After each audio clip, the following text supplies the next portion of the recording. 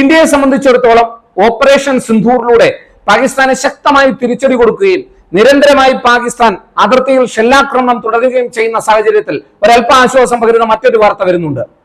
പാകിസ്ഥാനിലെ 12 സൈനികരടങ്ങുന്ന സൈനിക വാഹനം Balochistan army, liberation army bomb വെച്ച് തകർത്തതായിട്ടുള്ള വാർത്തയാണ് തേടി വരുന്നത്.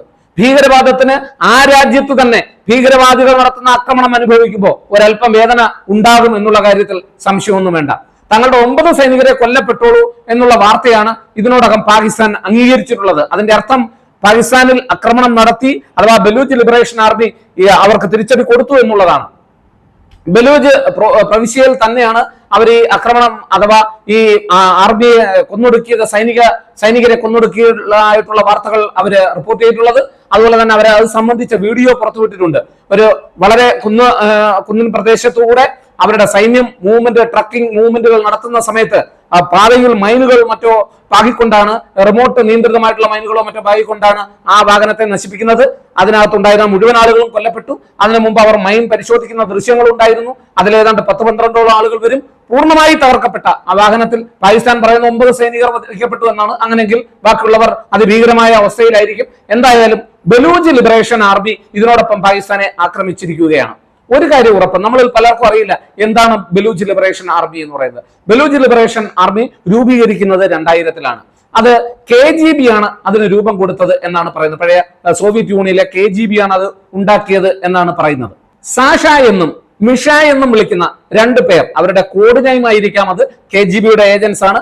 അവരാണ് ഈ ബലൂച്ച് ലിബറേഷൻ ആർമി ഉണ്ടാക്കിയത് എന്നാണ് പറയുന്നത്. അവർക്ക് പ്രധാനമായും ലക്ഷ്യം എന്ന് പറയുന്നത് ഈ ബലൂച്ച് എന്ന് പറയുന്ന ബലൂചിസ്ഥാൻ മേഖലയിൽ ഈ ബലൂച്ച് ലിബറേഷൻ ആർമിയിൽ പ്രവർത്തിക്കുന്ന പലരുടെയും വളരെ കേന്ദ്രമായി പറയപ്പെടുന്നത് ഈ അഫ്ഗാനിസ്ഥാനിലെ തെക്കൻ പ്രദേശങ്ങളാണ്.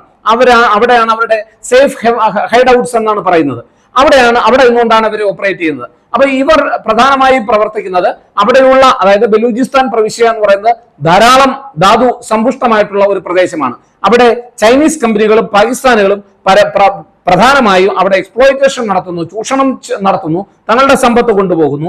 അവിടെ തങ്ങളുടെ യാതൊരു തരത്തിലുള്ള മനുഷ്യാവകാശങ്ങളും സംരക്ഷിക്കപ്പെടുന്നില്ല, തങ്ങളെ പൂർണ്ണമായും തഴയപ്പെടുന്നു എന്നുള്ള അതിശക്തമായിട്ടുള്ള വിമർശനം ഉന്നയിച്ചുകൊണ്ടാണ് ബലൂച്ച് ലിബറേഷൻ ആർമി അവിടെ പ്രവർത്തിക്കുന്നത്. ഈ ബലൂച്ച് ലിബറേഷൻ ആർമി ഇതിനോടകം തന്നെ പലതരത്തിലുള്ള ആക്രമണങ്ങൾ നടത്തി പാകിസ്ഥാനെ വലിയ പ്രതിരോധത്തിലാക്കിയിട്ടുണ്ട്. അവിടെ നിന്ന് പാകിസ്ഥാനെതിരെ അതിശക്തമായിട്ടുള്ള ഒരു വിരോധം വളർന്നു വരുന്നുണ്ട്. അത് സാവധാനം അതൊരു വലിയ പാകിസ്ഥാനെതിരെയുള്ള ഒരു മൂവ്മെന്റായി, ഒരു പ്രക്ഷോഭമായി മാറുന്നതിനുള്ള സാധ്യതയുണ്ട്.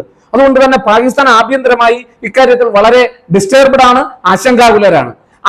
അവർക്ക് അവിടെ ഇതിനോടകം തന്നെ ഇന്ത്യൻ സൈന്യം ഓപ്പറേഷൻ സിന്ധൂർ നടത്തുന്ന അതേസമയം തന്നെ ബലൂച്ച് ലിബറേഷൻ ആർമിയും പാകിസ്ഥാനെ ആക്രമിച്ചുകൊണ്ട് പ്രതിരോധം തീർക്കുകയാണ്. ബലൂച്ച് ലിബറേഷൻ ആർമി വിദൂര നിയന്ത്രിത റിമോട്ടുകൾ ഉപയോഗിച്ച് അവരുടെ പാകിസ്ഥാനിലെ 9-ലധികം ആളുകൾ വരുന്ന സൈനിക വാഹനം പോകുന്ന വഴിയിൽ മൈനുകൾ തകർക്കുന്ന ദൃശ്യങ്ങളാണ് പുറത്തു വന്നിട്ടുള്ളത്. ഇത് പാകിസ്ഥാൻ പറഞ്ഞിരിക്കുന്നത് തങ്ങളുടെ 9ഓളം സൈനികർ കൊല്ലപ്പെട്ടു എന്നുള്ളതാണ്. അവർ അടിസ്ഥാനപരമായി ലക്ഷ്യം വെക്കുന്നത്, ഈ ബലൂച്ച് ലിബറേഷൻ ആർമി പ്രധാനമായിട്ടും ലക്ഷ്യം വെക്കുന്നത് ഈ പാക് തീവ്രവാദികളെയാണ്, പാകിസ്ഥാൻ സൈന്യത്തെയാണ് എന്നുള്ള കാര്യത്തിൽ സംശയമൊന്നും വേണ്ട.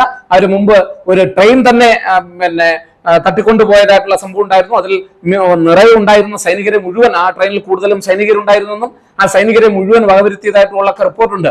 അതുകൊണ്ട് തന്നെ തീവ്രവാദ ലോകത്തെമ്പാടും കയറ്റി അയക്കുന്ന ഈ പാകിസ്ഥാന് സ്വന്തം മണ്ണിൽ തന്നെ തിരിച്ചടി ഈ സമയത്ത് കിട്ടുന്നു എന്നുള്ളത് ഇന്ത്യക്ക് ഒരല്പ ആശ്വാസത്തിന് വക നൽകുന്ന കാര്യമാണ്.